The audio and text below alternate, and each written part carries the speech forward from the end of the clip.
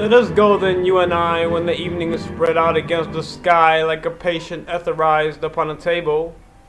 Let us go through certain half-deserted streets, the modern retreats of restless nights and one-night cheap hotels and sawdust restaurants with oyster shells, streets that flow like a tedious argument of insidious intent, to lead you to an overwhelming question. Oh, do not ask what is it. Let us go and make our visit.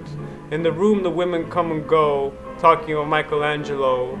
The yellow fog that rubs its back upon the window panes, the yellow smoke that rubs its muzzle on the window panes, licked its tongue into the corner of the evening, lingered upon the pools that stand in drains, let fall upon his back the soot that falls from chimneys, stood by the terrace and made a sudden leap, and seeing that it was a soft October night, curled once about a house and fell asleep.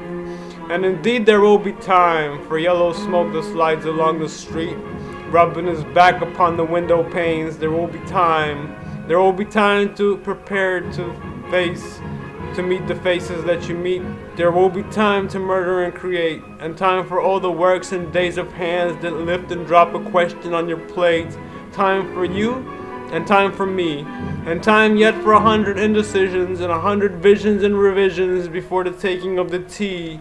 In the room the women come and go, talking of Michelangelo, and indeed there will be time to wonder, do I dare, and do I dare?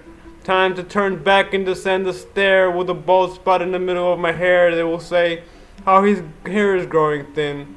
My morning coat, my color mounting firmly to my chin, my necktie rich and modest but asserted by a simple pin.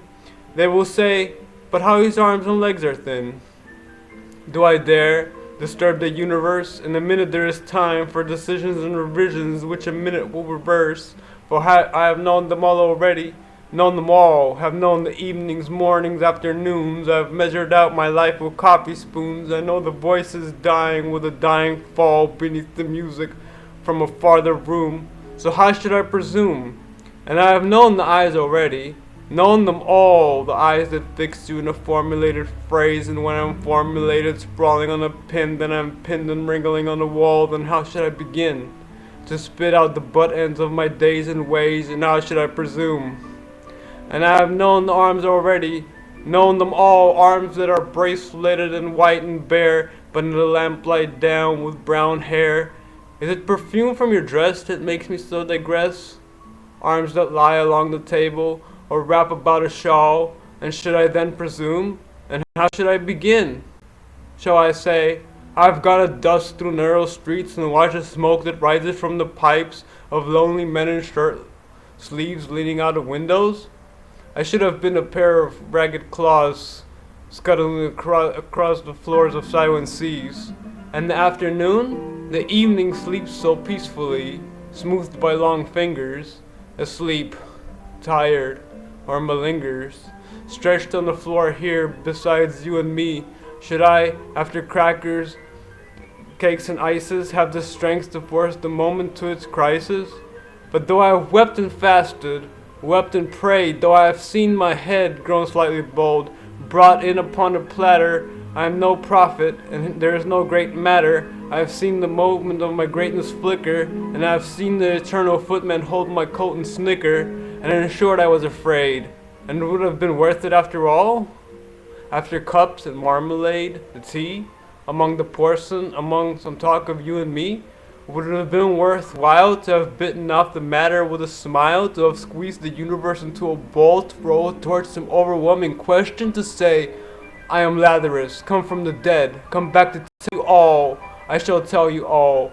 If one settling a pillow by her head should say, that is not what I meant at all, that's not it at all.